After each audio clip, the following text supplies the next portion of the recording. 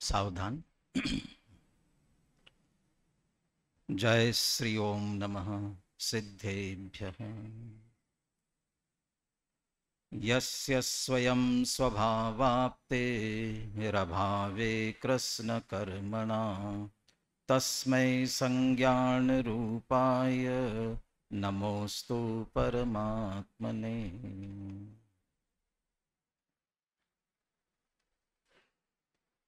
हम सभी का एक ही प्रयोजन है। जैसा इसकी चर्चा प्रारंभ करते हुए आचार्य कल्प पंडित टोडरमल जी के मोक्ष मार्ग प्रकाशक के उद्धरण के साथ ये स्पष्ट किया था, दुख न हो और सुख हो, यही प्रयोजन है और इसकी प्राप्ति जिससे होवे वह हमारे लिए इष्ट है। दुख न हो और सुख हो। जो हमारा महापर्व चल रहा है, इस महापर्व की अपेक्षा बात की जाए तो जितने क्रोधादि विकारी भाव है ये हमारे लिए दुखदायक है, और इनके अभाव में क्षमादिक जो हमारे अंदर प्रकट होंगे वे हमारे लिए सुखदायक हैं। इसलिए क्रोधादि विकारों को दूर करना और क्षमादि धर्म के 10 लक्षणों को प्रकट करना ये हमारा प्रयोजन है, ये हमारा इष्ट है। ऐसे इष्ट की प्राप्ति, चूंकि ये धर्म के लक्षण है ना, उत्तम क्षमादि धर्म के लक्षण है। यदि ये धर्म के लक्षण है तो पहले धर्म प्रकट हो तो उसके लक्षण प्रकट होंगे। इसलिए हमारे अंदर धर्म की प्राप्ति कैसे हो, ये हमारे लिए इष्ट है। तो धर्म की प्राप्ति कैसे हो, यदि इसे हमें देखना, जानना, समझना है तो जिन्हें इसकी प्राप्ति हुई है उनके पास जाना पड़ेगा, उनके सानिध्य में जाना पड़ेगा। इसलिए वे भी हमारे लिए इष्ट है। जिन पंच परमेष्ठियों ने इन क्रोधादि विकारी भावों को दूर करके क्षमा धर्म प्रकट कर लिया और उसके लक्षण जिनके जीवन में क्षमादि सहज प्रकट हुए हैं, ऐसे वे भी हमारे लिए इष्ट है। जिन इष्ट पंच परमेष्ठियों ने अपने लिए, स्वयं के लिए दुख का अभाव करके सुख रूपी इष्ट प्रकट कर लिया है, और वे सारे जगत को भी यदि उपदेश देते हैं तो मात्र इसी बात का उपदेश देते हैं। इसलिए उनका उपदेश भी इष्टोपदेश है। तो उनके इस इष्टोपदेश के माध्यम से हम भी उस धर्म तक पहुंचने का प्रयास कर रहे हैं। मंगलाचरण में जैसा कहा, यस्य स्वयं स्वभावाप्ति, तो स्वभाव की प्राप्ति करनी है, धर्म की प्राप्ति करनी है कि सुख की प्राप्ति करनी है? क्या प्रयोजन है? स्वभाव की प्राप्ति, धर्म की प्राप्ति कि सुख की प्राप्ति? क्या प्रयोजन है, क्या इष्ट है हमारे लिए? ये तीनों कोई अलग अलग नहीं है, तीनों एक ही है। वस्तु का स्वभाव यदि धर्म है तो सुख हमारा धर्म है, स्वभाव ही है। इसलिए चाहे स्वभाव की प्राप्ति कहो, धर्म की प्राप्ति कहो, चाहे सुख की प्राप्ति कहो, सबका तात्पर्य एक ही है और वही हमारे लिए इष्ट है। यदि सुख हमारा स्वभाव ही है और उसकी प्राप्ति स्वयं में होती है तो फिर हमें क्यों नहीं हो पा रही है? हम भी उसे प्राप्त करना चाहते हैं, तो उसका उपाय क्या है? उपाय से पहले कल अपन ने चर्चा की थी, प्राप्त हो क्यों नहीं रहा है? तो मोहेन संवृतम ज्ञानम स्वभावम लभते नहीं। हमारे में सामर्थ्य होते हुए भी उस सामर्थ्य का प्रयोग हम पूरा नहीं कर पा रहे हैं। ज्ञान है, जिस ज्ञान से इसे हम प्राप्त कर सकते हैं, लेकिन वह ज्ञान मोह से सहित हो रहा है, इसलिए हम वहां तक नहीं पहुंच पा रहे हैं। तो समझ लीजिए, उस मोह के दूर करने का, चाहे स्वभाव की प्राप्ति का क्या उपाय है, मोह को कैसे दूर करें और स्वभाव को कैसे प्राप्त करें, इसका क्या उपाय है, तो इसकी चर्चा अपन 33वें श्लोक के आधार से कर रहे थे। पुनः उस 33वें श्लोक से ही चर्चा आगे प्रारंभ करते हैं। आया सामने 33वां श्लोक? बोलिए, सभी मिलकर एक साथ बोलिए। गुरूपदेशदभ्यासात् संवित्ते स्वपरान्तरं जानाति यः स जानाति मोक्ष सौख्यम निरंतरम। यही उपाय है। वास्तव में उपाय तो है स्वपरांतरम जानाति, स्व और पर को जानना। स्व और पर को जानना, इसका अर्थ अकेला स्व पर को जानना नहीं है, भिन्न भिन्न जानना है। स्व और पर को भिन्न भिन्न जानना है। स्व परांतरम, स्व और पर का अंतर, भेद जानता है। अभी भी भेद जानता है, इतने से भी काम नहीं चलेगा, मात्र भेद जानना। तो फिर क्या उपाय, क्या प्रयोजन क्या है? स्वपरांतरम जानाति माने क्या करता है? अरे, महिलाएं अपनी बेटियों को अनाज साफ करना सिखाती है, लेकिन जो अनाज साफ करना सिखाती है, अब तो कौन सिखाता है कि नहीं सिखाता है पता नहीं है। पहले तो सब माताएं अपने बेटियों को, वैसे बेटों को भी देना अभी जरूरी है।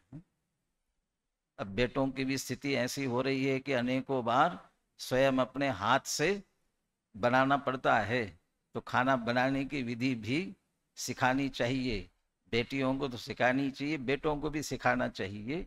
तो अनाज जो साफ करना कहते हैं ना, अपन साफ करना कहाँ बोलते हैं, क्या बोलते हैं, क्या कहते हैं?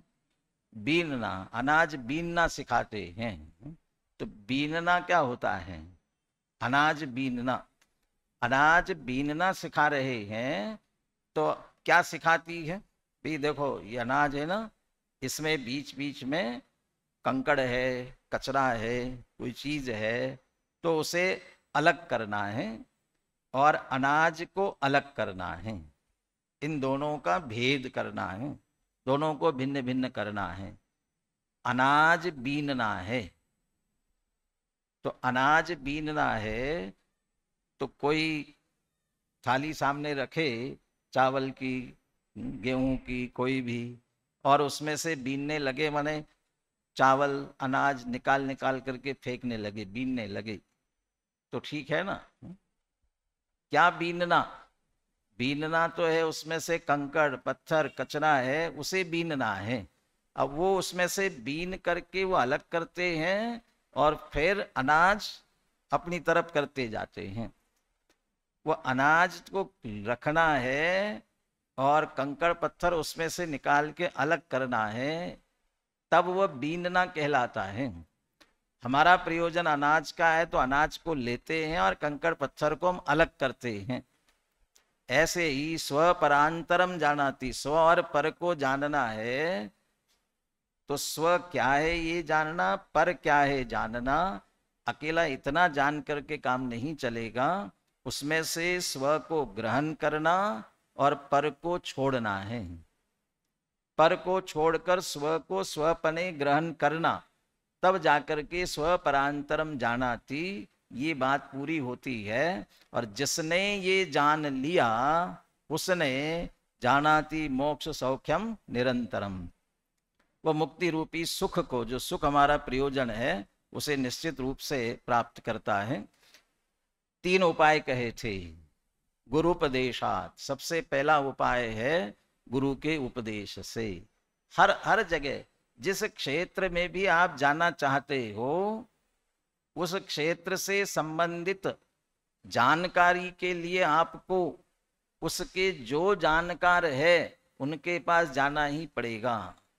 मुक्ति रूपी सुख, मुक्ति का मार्ग जिन्होंने प्राप्त कर लिया है, उस मार्ग पर जो चल रहे हैं, उनके माध्यम से ही हमें यह मार्ग मिल सकता है।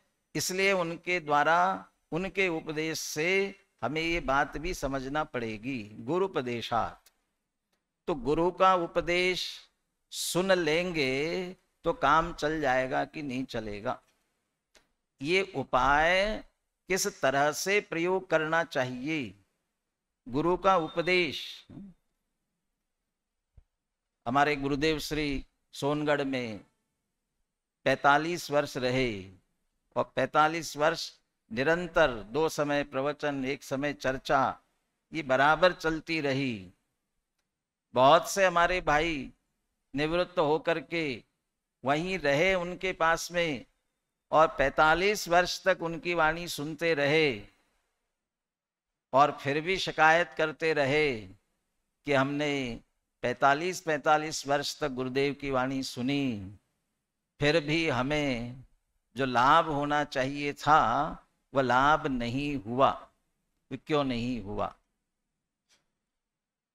जिस सम्यक्त्व की प्राप्ति होनी चाहिए थी वह नहीं हो पाई।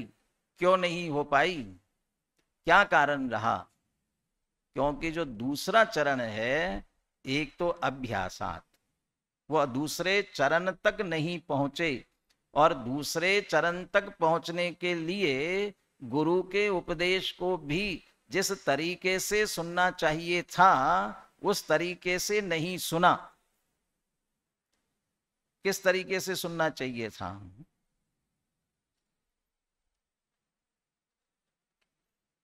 कंप्यूटर में आप कुछ फीड करना चाहते हो और आप कोशिश कर रहे हो, लेकिन कंप्यूटर में फीड नहीं हो पा रहा है। अब कंप्यूटर तो छोड़ो, मोबाइल में आपके क्या व्हाट्सएप पर और क्या क्या होते हैं आगे, हम तो अभी व्हाट्सएप तक ही पहुंचे हैं। अब इंस्टाग्राम और क्या क्या होते हैं। बीच में इंस्टाग्राम से पहले शायद टेलीग्राम आ गया था।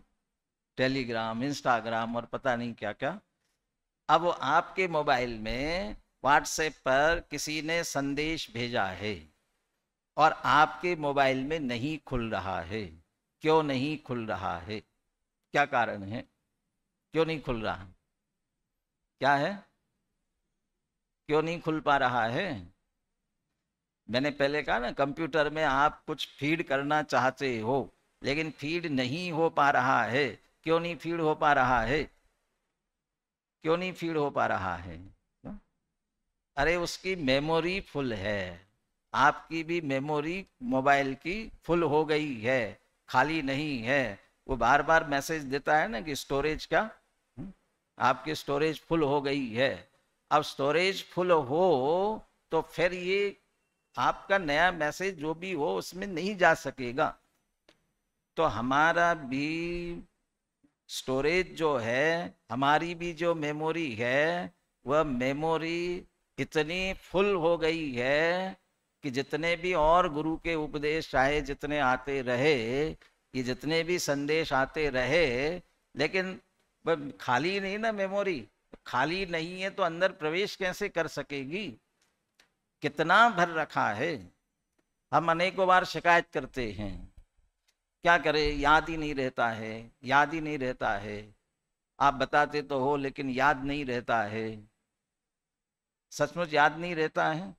बहुत से लोग ये कहते हैं कि जब सुनते हैं तब तो ध्यान में आ जाता है लेकिन बाद में याद नहीं रहता है। क्यों नहीं याद रहता है? उनसे पूछो, जिसकी भी जो दुकान करते हो, उस दुकान से संबंधित कुछ भी बात पूछी जाए तो सारी बातें अच्छी तरह से याद आती है कि नहीं आती है? मुझे तो किराने की दुकान वाले हो, मेडिकल वाले हो, बहुत आश्चर्य होता है।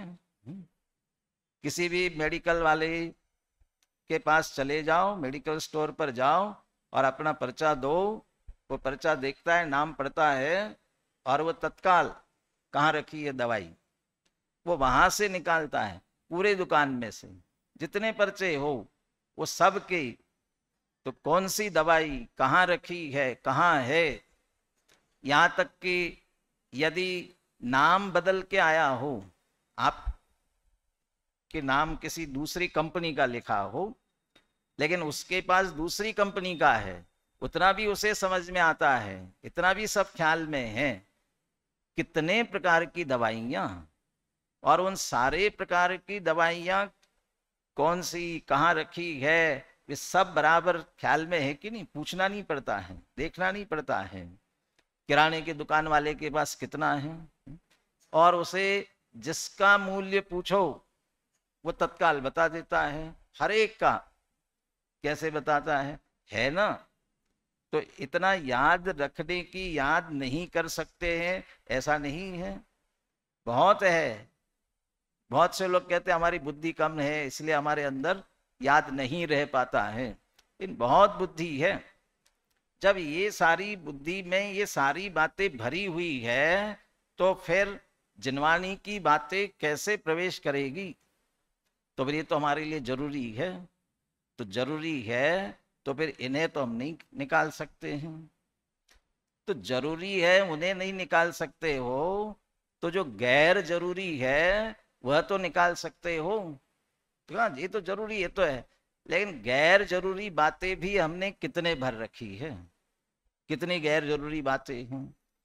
ये समझ लो हमारे लिए अपना व्यापार है, धंधा है, जो कुछ भी आवश्यक है उसके लिए जरूरी है तो ठीक है, लेकिन इसके अलावा कितनी बातें हमारे चित्त में भरी रखी है।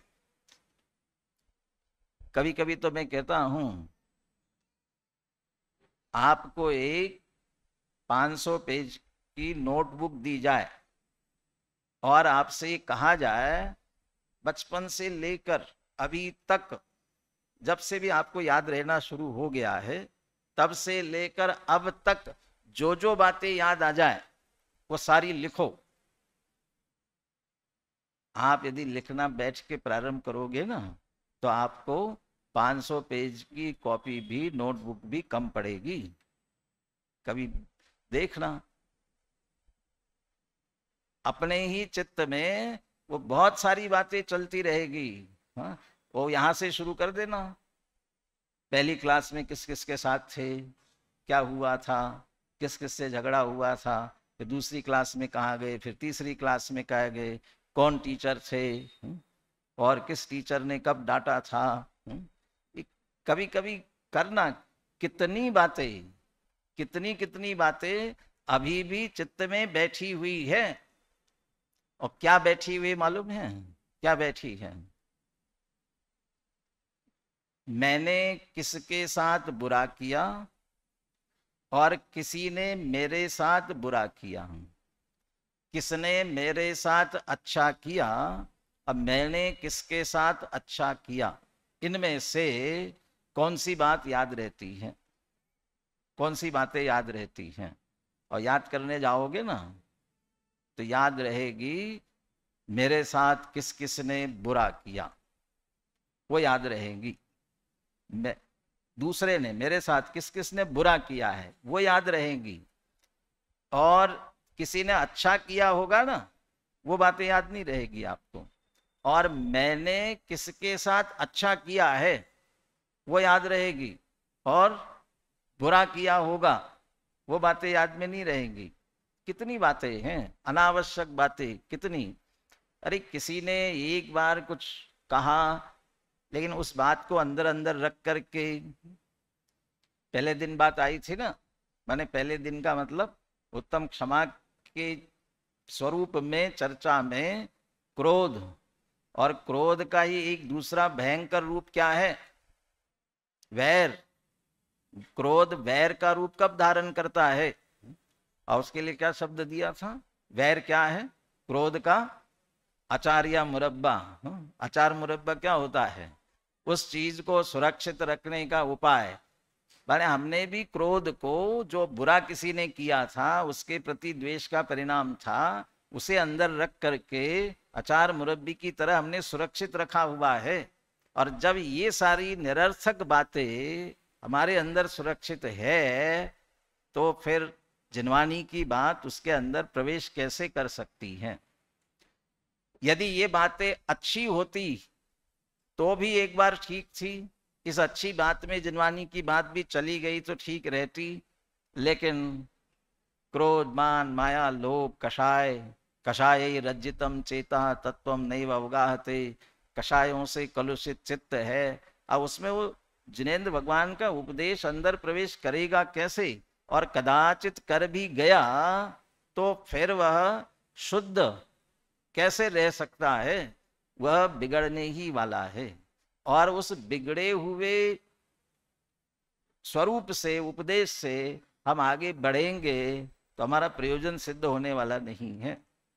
इसलिए पहले जिस बुद्धि में हमें उसे ग्रहण करना है, जानना है, उसका भी विशोधन करना पड़ेगा, शोधन करना पड़ेगा। और उस बुद्धि में जिस स्वभाव की प्राप्ति करनी है, जिस स्वभाव का लक्ष्य करना है, जिस स्वभाव का ध्यान करना है, पहले उसे शुद्ध करना पड़ेगा।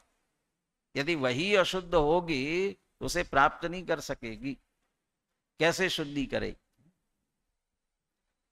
नई नई शादी हुई थी, बहू आई थी, बहू से सास ने कहा कल दही जमाना है, तो ये तपेली जो है बहुत अच्छी तरह से साफ करना, और अच्छी तरह से साफ करके इसमें जामन डालना, दूध डालना और रखना। तो बहू ने तपेली को बहुत अच्छी तरह से मांझ करके, इतना मांझा कि बिल्कुल चमकने लगा, और उसमें जामन डाल करके, दूध डाल करके और जमाने के लिए रख दिया। और सुबह उठा करके देखा तो दही तो नहीं जमा था, लेकिन जो अच्छा बढ़िया दूध और डाला था वो और फट गया था, और फट करके दही तो बना नहीं, माने खराब हो गया, बिगड़ गया।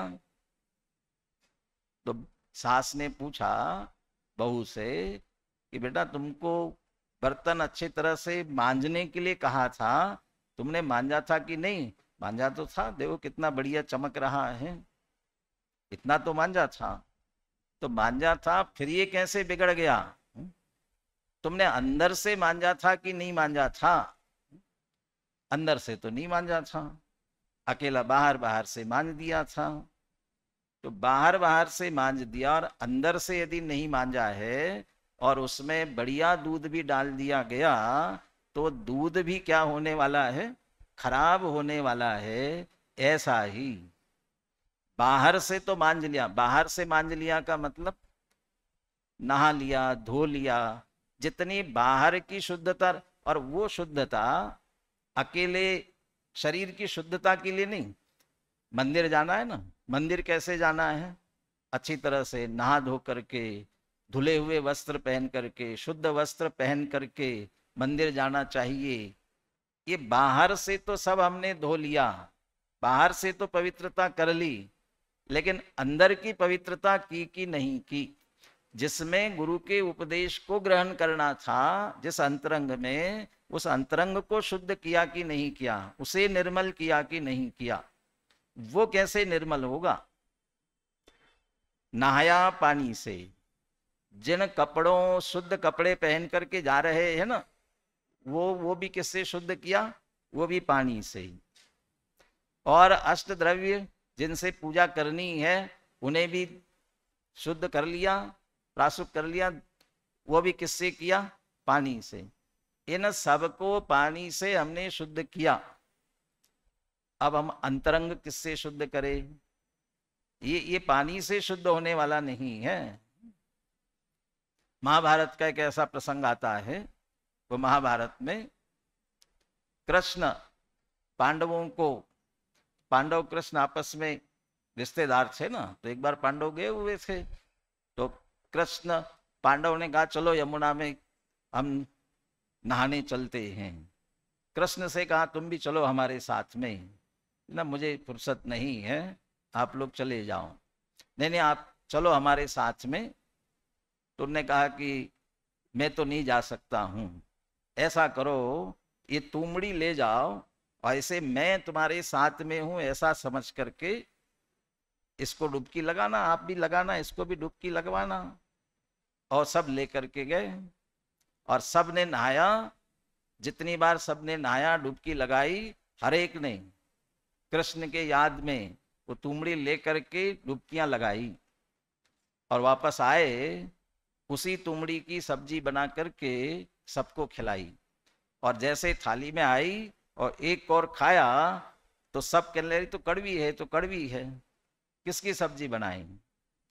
तो उन्होंने कहा जिस तुमड़ी को लेकर के तुम गए थे गंगा में नहाने के लिए, तुमने तो एक बार दो बार डुबकी लगाई होगी, लेकिन तुम्हारे साथ इस तुमड़ी ने अनेकों बार डुबकी लगाई है, उसी तुमड़ी से ये सब्जी बनी हुई है।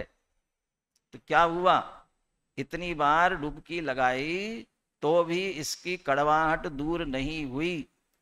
ऐसे ही पानी में कितना भी नहा लो, ऊपर अमल मल भर्यो भीतर, कौन विधि घट सुचि कहे, नित गंग जमुन समुद्र नहाए, असुचि दोष स्वभावते।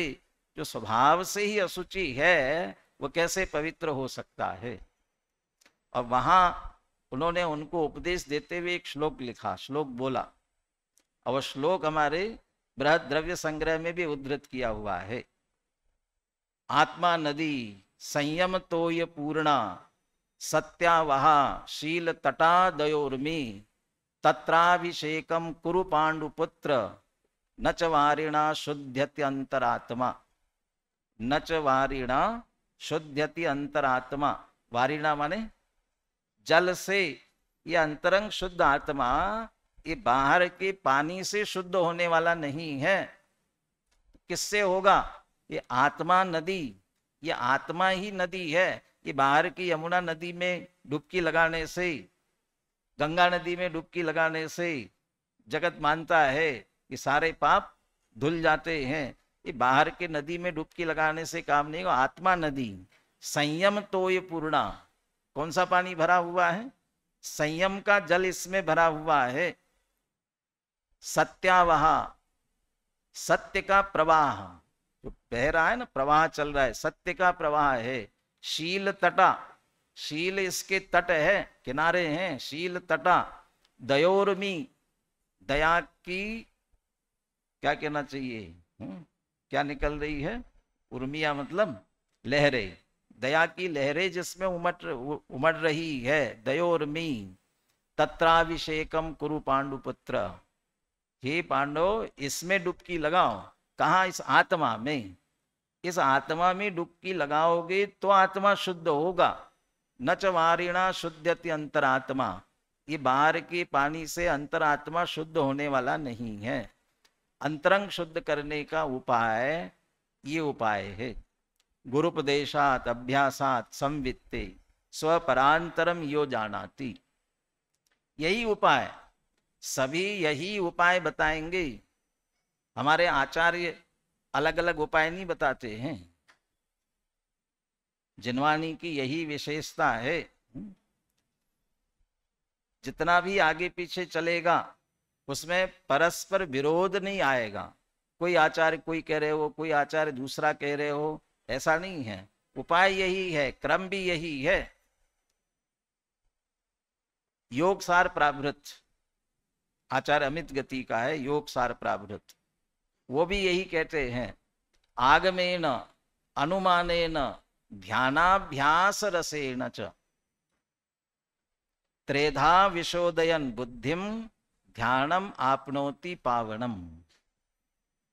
ध्यानम आपनोति पावनम, पवित्र ध्यान को कौन प्राप्त कर सकता है? आगमेन,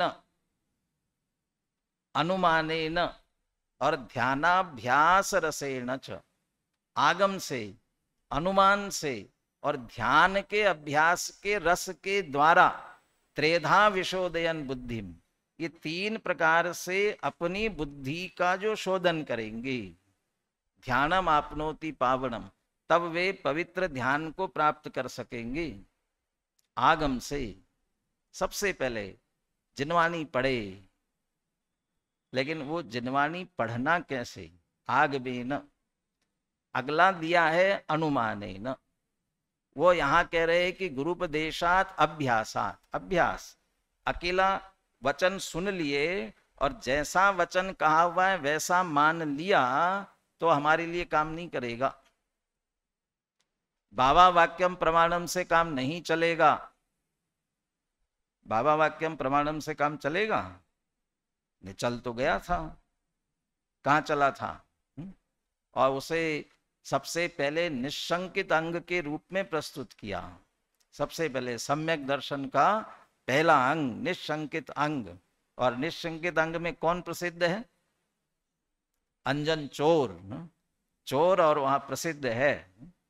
वो तो बदल गया पूरा, लेकिन जो पूर्व है ना वो चलता रहता है। पुराना जो नाम समझ लो वही चलता है, अंजन चोर। लेकिन निशंकित अंग, और निश्चित घटना पूरी नहीं सुनाएंगे, लेकिन वहां जो ये कहा कि वो सिद्धि करने के लिए वहां सीके पर चढ़ गया, लेकिन उसे तो वो नमोकार मंत्र की सिद्धि कर रहा था, नमोकार मंत्र के माध्यम से सिद्धि कर रहा था। वह सेठ जो सिद्धि कर रहा था उसने बता भी दिया ये नमोकार मंत्र है, ये पंच परमेष्टि का स्मरण है, ये मैं कर रहा था, लेकिन मैं निर्भय नहीं हो पा रहा था, बार बार भय लग रहा था, इसलिए मैं एकाग्र नहीं हो पा रहा था। अब वो गया बैठा स्वयं, और फिर उसने कौन सा मंत्र बोला? कौन सा मंत्र बोला?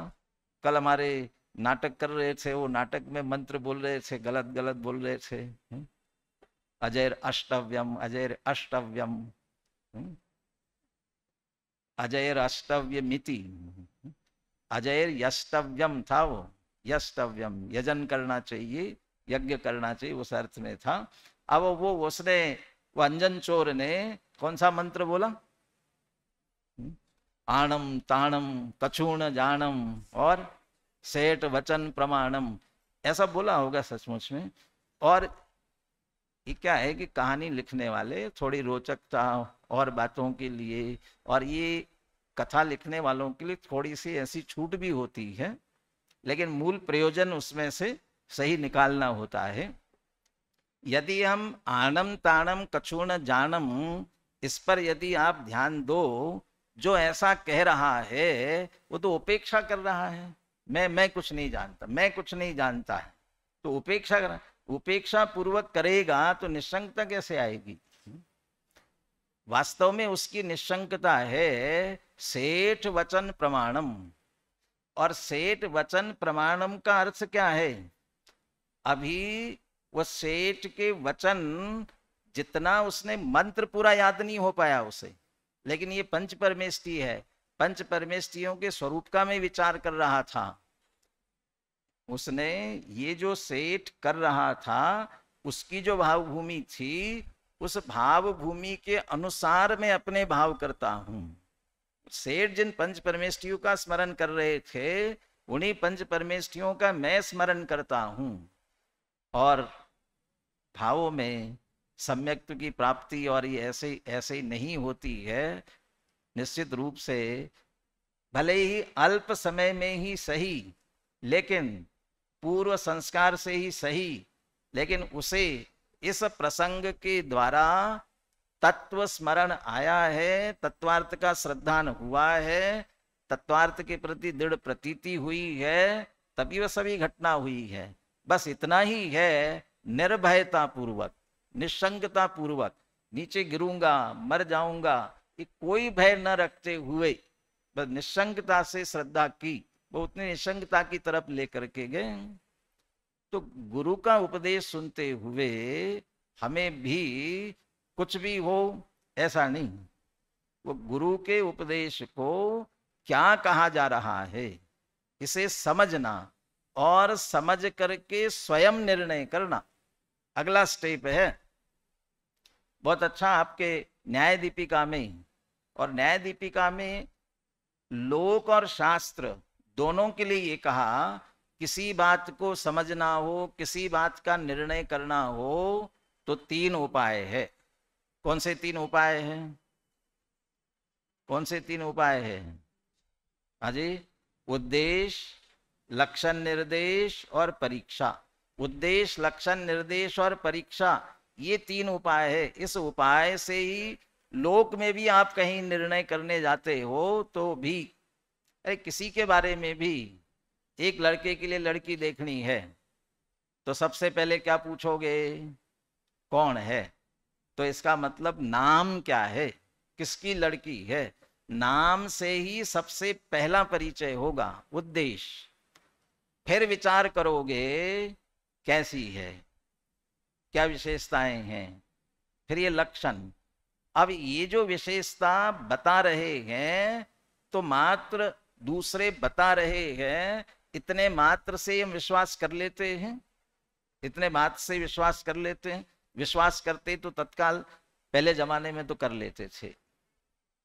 पहले जमाने में तो कहते हैं कि एक नाई भी नक्की करके आ जाते थे, नाई भी बता दिया तो भी विश्वास कर लेते थे, और विश्वास करने जैसे थे, चरित्र भी इतने बढ़िया थे। आजकल तो किसी परिवार के संबंध में कहीं भी पूछो, नाम पता चला, नाम की जानकारी हो गई, और बत्ती क्या पढ़ाई की है, बहुत बढ़िया है, कहाँ कहाँ पढ़ाई की है, अभी क्या कर रहे हैं, बहुत अच्छी जगह सर्विस में हैं। अब पूछते हैं वो है कैसे, उनके बारे में। अरे परिवार को तो जानते बहुत अच्छे हैं, और बेटा बेटी के साथ पढ़ भी बाहर रहे थे तो यहाँ रहे नहीं, और अब पढ़ने के बाद में सर्विस भी बाहर ही कर रहे हैं, अब हमको पता नहीं है। तो फिर अब हमें स्वयं परीक्षा करके अच्छी तरह से जैसे भी है, और जब जैसे लक्षण कहे वैसे वैसे है कि नहीं, ये नक्की करके फिर संबंध करते हैं। ऐसा ही तत्व के संदर्भ में भी स्वपरांतरम भी, स्व और पर का स्वरूप क्या है, सबसे पहले उद्देश्य, नाम जानेंगे, फिर लक्षण निर्देश, उनके लक्षण क्या है ये जानेंगे, और फिर परीक्षा करेंगे। टोडरमल जी कहते हैं, बहुत बढ़िया, सम्यक सन्मुख मिथ्या दृष्टि की प्रक्रिया में ये पूरी प्रक्रिया उन्होंने दी है। वे भी यही कहते हैं, हमें सम्यक्त्व की प्राप्ति करनी है, सम्यक्त्व के सन्मुख भी जाना है, तो सबसे पहले तत्व के नाम सीखे, नाम समझे, उनके लक्षण जाने। और ये नाम सीखना, लक्षण जानना, ये शास्त्र के अनुसार करे। लेकिन जब परीक्षा करेंगे तब मात्र शास्त्र के अनुसार परीक्षा करके काम नहीं चलेगा। परीक्षा करने में अपनी बुद्धि लगानी है, अपनी बुद्धि से जैसा लिखा है वैसा ही है कि नहीं है, और इसमें हमारी तर्क युक्ति, उल्टा विचार करके भी ऐसा है कि नहीं है, ये विचार करके भी। राग को दुखदायक कहते हैं, राग दुखदायक है, सचमुच में राग दुखदायक है। यह राग आग दहे सदा, ताते समामृत से ये चिर भजे विषय कषाय, अब तो त्याग निज पद वे ये। सचमुच राग दुखदायक है। राग कहाँ दुखदायक है? सारी दुनिया कहती है कि प्रेम से रहो, द्वेष मत करो, तो राग तो अच्छा है, राग बुरा कहाँ है? अरे भैया, राग से ही सारी आकुलता हो रही है, सारा दुख हो रहा है, किसी से द्वेष हो रहा है, भी राग के कारण से ही हो रहा है। करो विचार। नहीं नहीं, वो राग में भी दो होते हैं, एक तीव्र राग होता है और एक मंद राग होता है, एक अशुभ राग होता है, एक शुभ राग होता है। अशुभ तो बुरा होता है, शुभ तो अच्छा होता है ना, शुभ राग। विचार करो शुभ राग के संदर्भ में भी।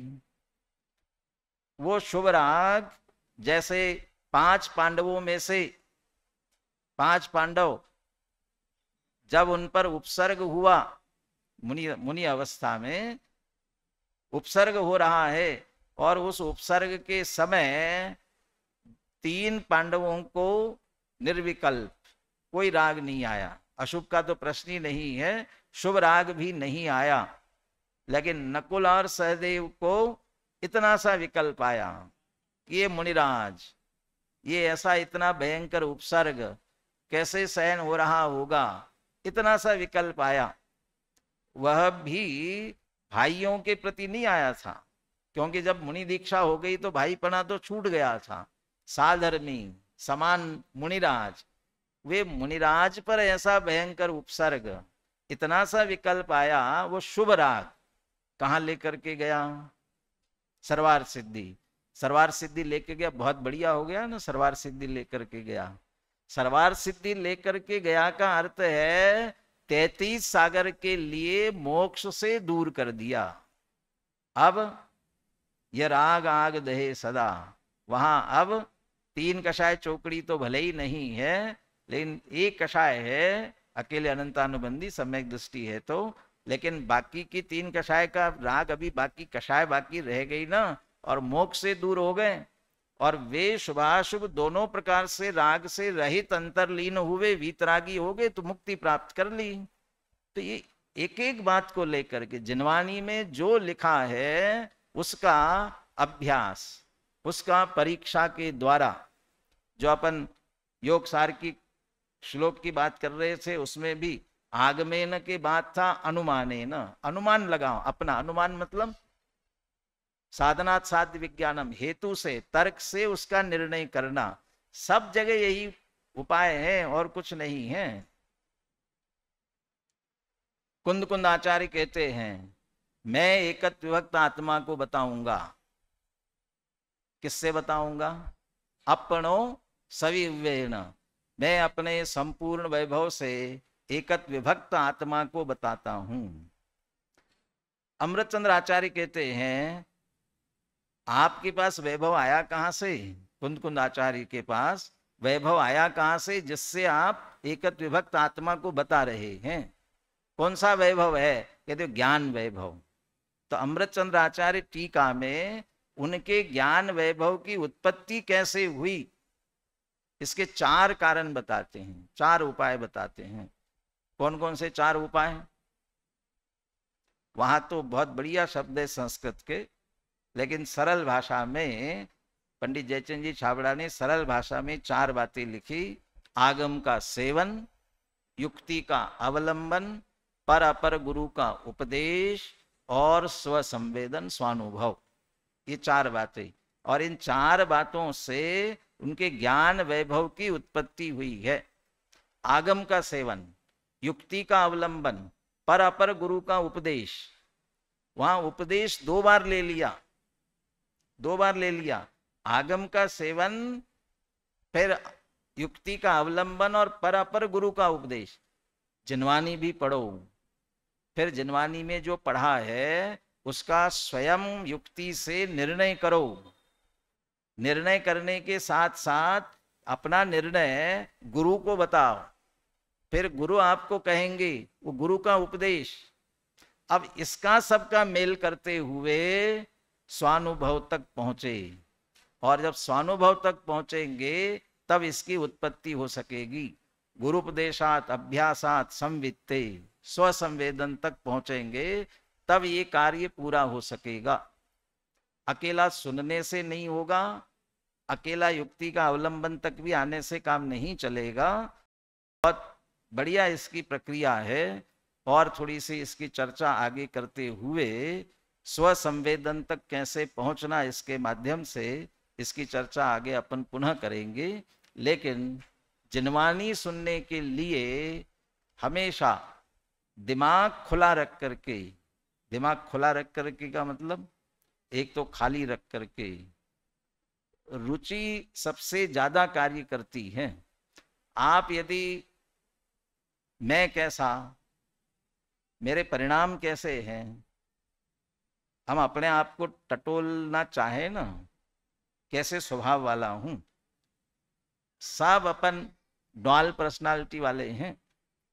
ड्वाल पर्सनालिटी का मतलब दोहरा व्यक्तित्व होता है।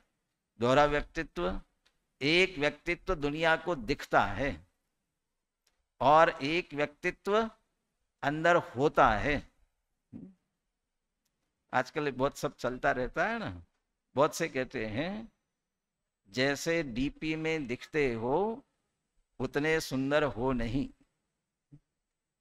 और जितनी पत्नी खराब समझती है उतने खराब भी नहीं हो, और माँ जितनी अच्छी समझती है उतने अच्छे भी नहीं हो। तो हो कैसे? ये कहते हैं इनके दोस्तों से पूछो कैसे हो, क्योंकि अच्छाई बुराई वे सब समझते हैं, सब जानते हैं। हम दुनिया को दिखते हैं वैसे हैं कि वास्तव में अंदर जैसे हैं वैसे हैं कि कैसे हैं। शांति से बैठो और याद करो, या शांति से बैठने पर आपके विचार क्या आते हैं, क्या विचार चल रहे हैं, क्या परिणाम चल रहे हैं।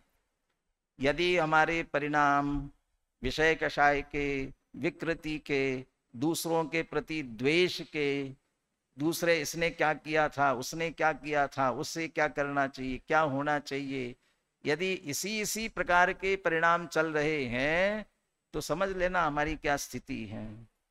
और किसी के अंदर किसने अच्छा किया था, मुझे किसके साथ कैसा अच्छा करना चाहिए, मैं आगे और अच्छा कैसे करूं, यदि ये विचार आते हैं।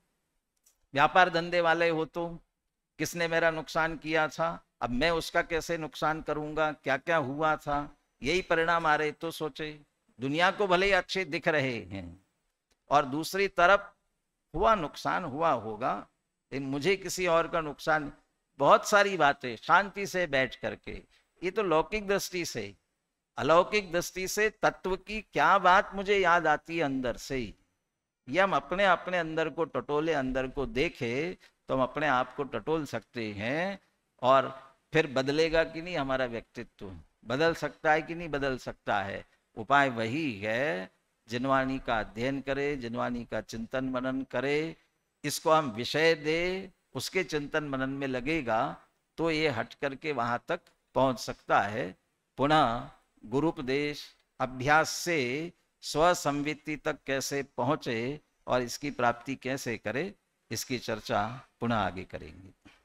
सहजानंदे शुद्ध स्वरूपे अविनाशी हूँ आत्मस्वरूप। सहजानंदे शुद्ध स्वरूपे अविनाशी हूँ आत्मस्वरूप। सहजानंदे